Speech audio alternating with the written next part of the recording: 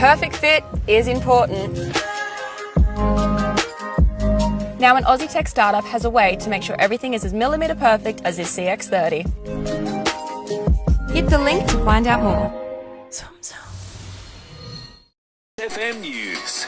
Professionals Real Estate Hamilton. Professionals in property management.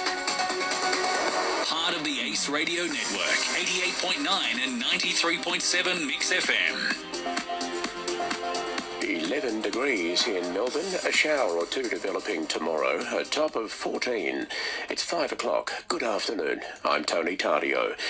Music icon John Farnham has been diagnosed with cancer and is undergoing surgery at the Peter MacCallum Cancer Centre to have a growth removed. Reid Butler reports. Surgeons from Melbourne's famous Peter MacCallum Cancer Centre are operating on the legendary singer. It is said to be a marathon procedure lasting at least 12 hours, underway right now and only expected to finish this evening. Now, that statement from the Farnham family was released earlier today. They said they'd recently discovered that John has a cancerous growth. John Farnham himself added to that statement, writing, "Cancer diagnosis is something that so many people face every single day, and countless others have walked this path before me. The one thing I know for sure is that we have the very best specialist healthcare professionals in Victoria, and we can all be grateful for that. I know I am."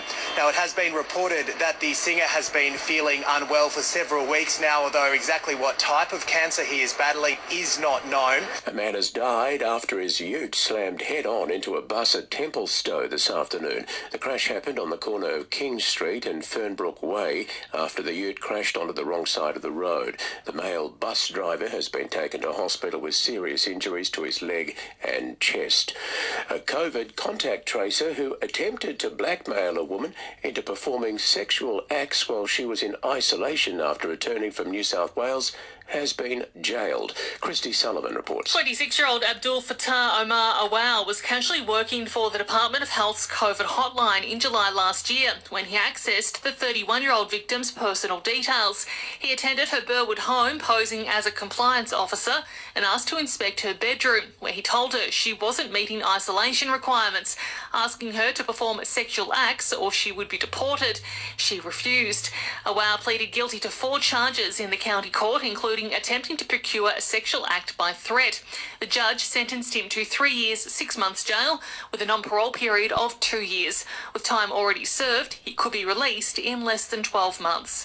In Melbourne, Christy Sullivan, 9 News. The opposition says it's willing to work with the government to improve transparency over ministerial appointments. The Solicitor General has found Scott Morrison's decision to secretly take on 5 extra portfolios was legal but inconsistent with responsible governance. He's proposed various mechanisms to improve practices in future. Deputy Liberal leader Susan Lee says they will cooperate. The appointments were validly made. However, as the Solicitor General noted, processes could be improved and be made more transparent. And the opposition is ready to proceed along those lines with the government. A 16-year-old Watsonia girl will face a children's court at a later date, charged over an alleged carjacking at Diamond Creek. She's accused of stealing a vehicle from a woman on Bruce Street while armed with a weapon on Sunday night before crashing the vehicle a short time later on Diamond Creek Road. The girl has been charged with carjacking, assaulting a police officer, possession of drugs and other driving offences. In finance news, the share market down 88 points, the dollar buying 68.82 US cents. Sam Groves knows the Hamilton property market. Call Sam at Groves Real Estate.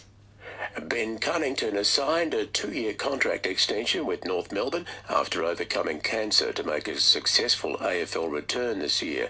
The 31-year-old has played 229 games for the Roos. Essendon's Matt Guelphy has signed on with the Bombers for another 2 years. Melbourne key forward Tom McDonald will push for a finals return from a foot injury in the VFL this weekend. Demon skipper Max Gawn says McDonald is tracking well. I've never seen someone who knows his injury's better. He's got a really good cap on it, and if he thinks he's okay to go, which is what he's telling me, I've seen him say he's not okay as well, so he's feeling fresh. And Brisbane's Cam Rayner will face the AFL tribunal in half an hour to appeal his rough conduct charge. It's 5 past 5. That's the latest in news and sport.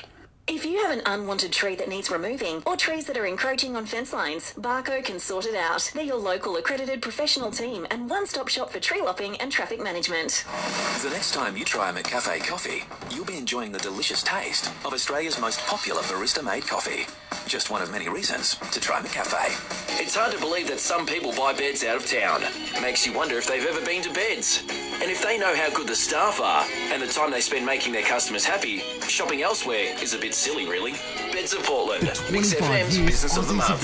Mix FM, your official emergency broadcaster. So if you're hitting the open road on your next outdoor adventure, Mix FM you're weather. taking pride in a job well done. Grampians Livestock and Real Estate, property consultant for Portland and surrounds. There's a strong wind warning for the west coast and a sheep grazies warning for the southwest. Partly cloudy for the rest of your Tuesday with winds becoming lighter and an overnight low of 5 degrees. Cloudy tomorrow with a very high chance of showers in the evening and a top of 12. Thursday there'll be more cloud about with rain and 20k winds, a max of 13. And Friday cloudy with a slight chance of showers and a high of 14. Tomorrow looking at a top of 12 for Hamilton and 13 for Warrnambool, Portland and the coast. Harvey Norman Hamilton, your kitchen appliance specialist. Currently it's 9 degrees.